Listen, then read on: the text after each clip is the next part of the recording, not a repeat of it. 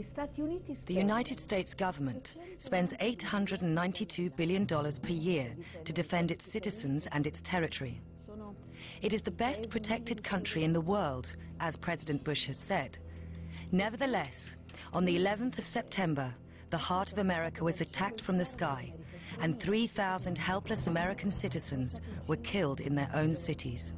If I had been sitting on that committee, the congressional committee examining 9/11, the one question that they could not get the Air Force to answer correctly, NORAD, was why the fighter planes did not go up automatically when the first planes were found to be hijacked.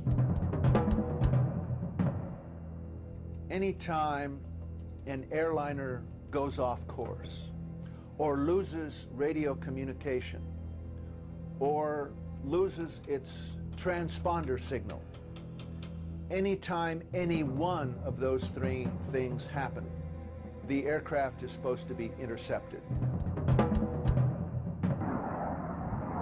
On 9/11, all three of those things happened, and still there was no intercept. Those planes flew around for from 20 minutes to an hour and a half without ever being intercepted. We have direct contacts with our air defense colleagues by means of direct connections that are controlled by this touchscreen apparatus. By pressing just one key here, the call is sent, to which the operator of the defense, in this case, answers directly. In the time it takes to answer the telephone call, around 2 to 3 seconds, the information can be already exchanged.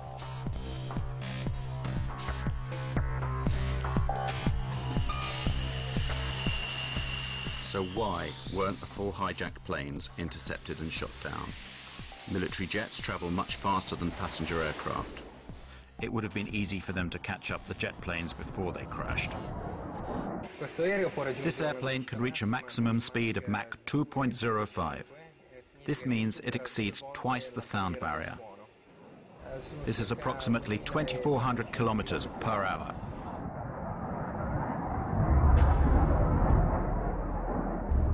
In the northeast of the United States, there are as many as 16 Air Force bases. Why weren't the Boeing jets intercepted? The official story argues that air defense was informed too late. One of the biggest lies is that the FAA guys were incompetent. When we lose an airplane, we take action.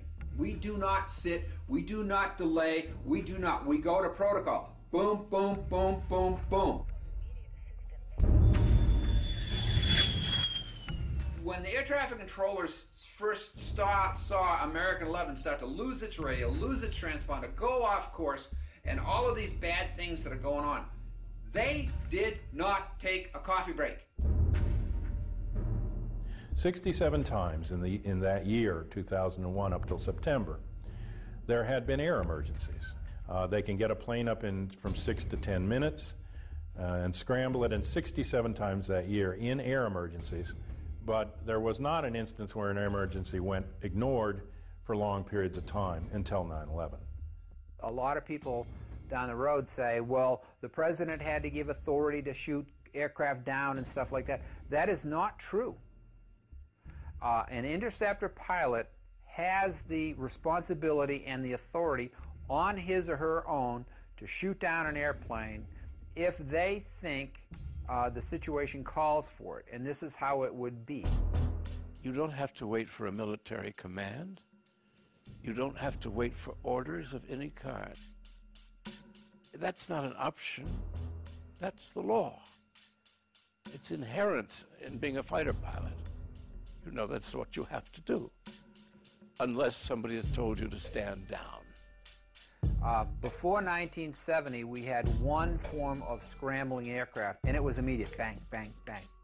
Then in the 1970s, we had some hijackings come into our civil airspace, and that wasn't a quick response.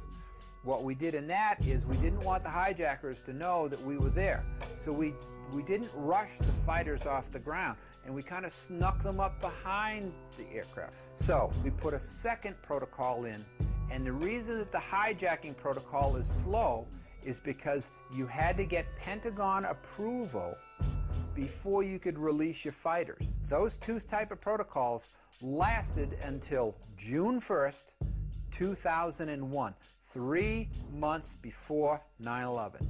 In June of 2001, Rumsfeld and the Pentagon and the military changed the procedures, and instead of having two protocols, one fast, one slow, they went to one protocol, slow. If we had reacted to the in-flight emergency immediately, the fighters would have been up and on the way, and those aircraft would never, ever have reached their targets. But when the center controllers came to notifying the military, okay, because they had only one protocol to work with, that protocol went through the Pentagon. Guess what? Guess who didn't answer the phone?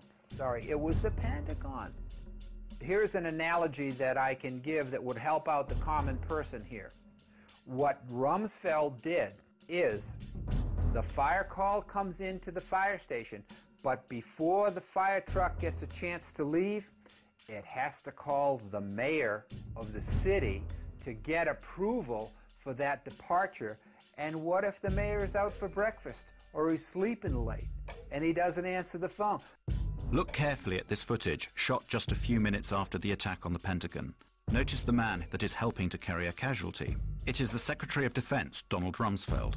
What is he doing here when, as head of the defense of the whole nation, and whilst the United States is still under attack, he is helping tend to the wounded? Why is he not at his command post?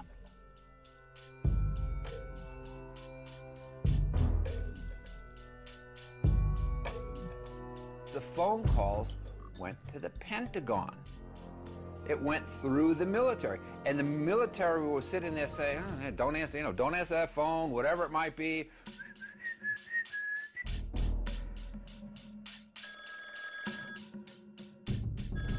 Now, how would you like your fire department to sit there and say, well, I'm sorry, we can't come and put your house out and save your lives because the mayor didn't say so?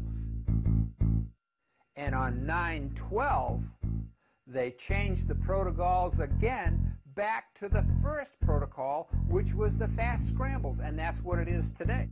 So the way that Rumsfeld's Pentagon managed this whole thing is they switched gears, okay? They switched out of having two fast and slow into slow, okay? And then it's, oh, we're bad, 9/12, let's go fast again.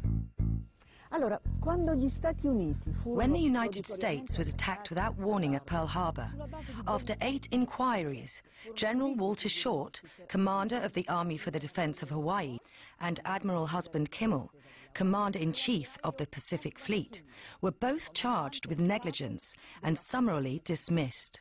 But after the 9/11 catastrophe, nobody, neither the Secretary of Defense Rumsfeld, nor the head of civil aviation, nor that of air defense, was either punished or removed from office. On September 10th, Brigadier General W. Montague Winfield asked Junior Officer Captain Charles Leidig to temporarily replace him as Director of Operations at the Pentagon Command Center from 8:30 a.m. on September 11th. Later that day, after Flight 93 was reported crashed, Winfield resumed control.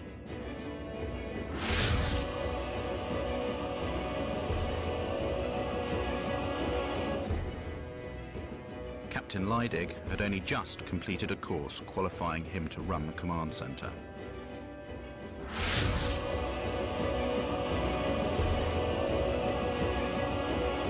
On September the 11th, Brigadier General David F. Worley Jr. was commander of the Andrews Air Force Base, the nearest one to the Pentagon.